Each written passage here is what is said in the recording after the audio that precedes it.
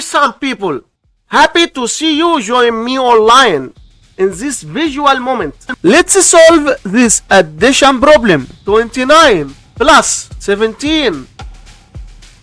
The ones place is on the right and the tens place is on the left.